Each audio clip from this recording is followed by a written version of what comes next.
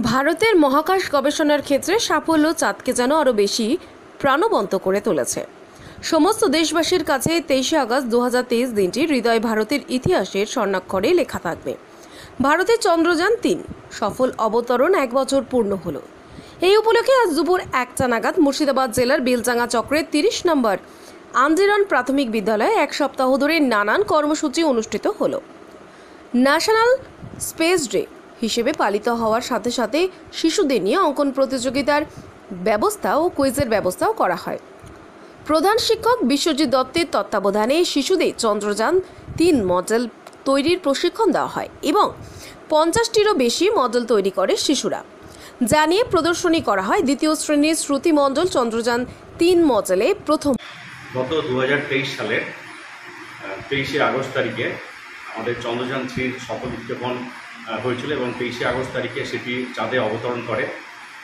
তার যে lander part ছিল, যার নাম ছিল বিক্রম, গত 2024 সালের 23শে আগস্ট তারিখে তার বর্ষপূর্তি উপলক্ষে আমাদের দেশে উৎসব পালিত হচ্ছে এবং আমাদের 30 নম্বর আঞ্জিরন প্রাথমিক বিদ্যালয়ে ছাত্রদেরকে গত 23শে আগস্ট থেকে এই সম্পর্কে চন্দ্রযান-3 উৎক্ষেপণ এবং তার সফল অভিযান সম্পর্কে তাদের সজাগ করা হয়েছে। চাঁদে চন্দ্রযান-3 প্রেরণের উদ্দেশ্য ছিল যে সেখানে জীবনের সম্ভাবনা কতটুকু এবং সেখানে জল, বরফ এবং যে গ্যাসীয় পদার্থ রয়েছে সেখানে কোন গ্যাসের পরিমাপ শতাংশ কতটুকু সেটা সেখান থেকে পরিমাপ করে দেশে তার সংবাদ পাঠানো এবং আমেরিকা, রাশিয়া, চীন এরপরে ভারতবর্ষ চাঁদে তাদের অভিযান চালিয়ে চতুর্থ দেশ হিসাবে শিরোনামে উঠে এসেছে।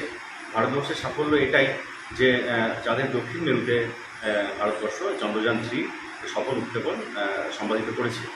আমাদের বিদ্যালয়ে গত 23শে আগস্ট থেকে সপ্তাহব্যাপী ছাত্রছাত্রীদের চন্দ্রযান-3 সফল উৎক্ষেপণ সম্পর্কে তাদেরকে সজাগ করা হচ্ছে। তারা বিভিন্ন কুইজ প্রতিযোগিতায় অংশগ্রহণ করেছে, তারা বিভিন্ন মডেল তৈরি করেছে চন্দ্রযান-3 এবং সেগুলি তারা প্রদর্শনীতে তারা অংশগ্রহণ করেছে। এছাড়াও তারা অঙ্কন প্রতিযোগিতায় তারা অংশ নিয়েছে।